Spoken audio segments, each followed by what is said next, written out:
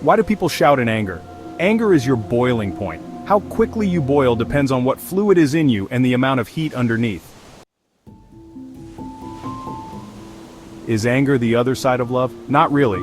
It is the flip side of acceptance, the opposite of peace. Why do people shout in anger? You are angry when you are not at peace with yourself.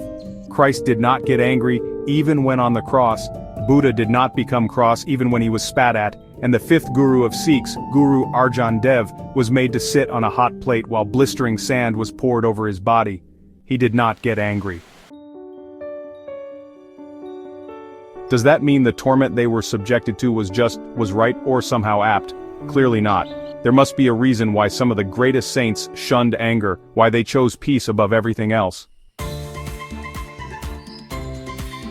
The acceptance of the other person or his actions does not necessarily mean you agree with them, it means you are being non-judgmental about it. For your own peace of mind, to maintain your inner state of calm and quietude, when you feel you have been wronged, you only have two options to not let your anger overpower you, viz., accept or ignore. This will help you not shout in anger. Ignoring may be practical, but acceptance is divine. Acceptance cannot be falsified though. It is not a matter of affirmation alone. You cannot calm yourself down by saying you are accepting others' actions, especially when you are convinced the other person is at fault. Why do people shout in anger when they fight? Before I share my message, let me tell you one of the most beautiful stories I have ever come across. A sage with his disciples was taking a morning stroll by the Ganges and chanting the holy names. There was a couple at a distance. They were distressed and shouting at each other. It turned out that the man's wife had lost her necklace of gold while taking a dip in the Ganges. Her husband unleashed a flurry of filthy slurs, and she was shouting back no less irate. The saint stopped, turned towards his disciples and said, "Why do people shout in anger?"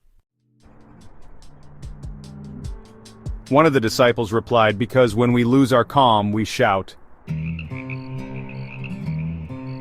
"Granted," said the sage, "but why should you raise your voice when the other person is just next to you? It's not that he's hearing you better that way. You can still make your point without shouting at the top of your voice." They offered various answers, none with any revelation. Finally the sage spoke. Anger immediately creates a distance. When two people are angry at each other, when they shout in anger, their hearts are no longer close, their emotions are divided and they go miles apart. To cover that distance they yell. The angrier they are, the louder they shout.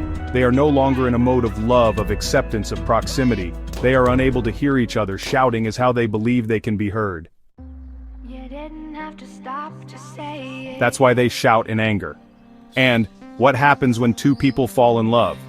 They don't shout at each other but talk softly. They almost whisper because their hearts are very close. There's little or no distance between them.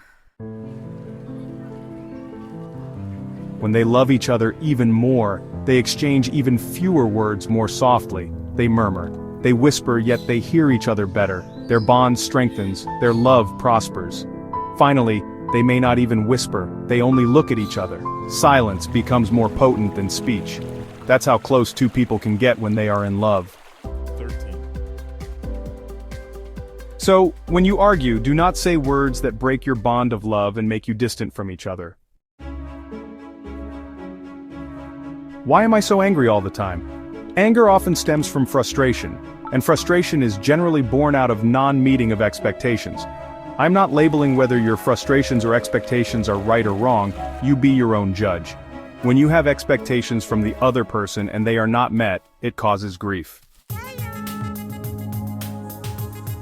However, regardless of the cause, when you get angry, you lose your sense of judgment almost instantly. You are no longer yourself. The damage caused by words may heal over time, but it remains irrevocable and irreparable. When two people make an attempt to remain close to each other, when they focus on each other, when they stand on mutual ground, the distance reduces automatically. When they are far no longer, the need to shout disappears. There may still be arguments and disagreements, their impact reduces greatly though. Anger is basically your boiling point. If water is on a hot plate, boiling is the natural outcome. The heat must be turned off to restore it to its normal state. When you are boiling, you hold the regulator in your hand. The other person may well be supplying the fuel. It is you, though, who turns the knob to control the temperature. You can choose to remain lukewarm, warm, or boiling hot. Ultimately, heat will evaporate you. It will bring down the substance, the quantity of water. It is a matter of choice. Acceptance may be truly hard and even downright impractical at times. So what can you do to keep yourself composed? Is there anything you may adopt till you get to that exalted state where you remain unmoved, irrespective of what is thrown at you? The answer is yes. However, before we get there, it may be worthwhile to elucidate the two types of anger. It is easier to tackle anything when you understand it. I will do that in my next post. Peace, Swami.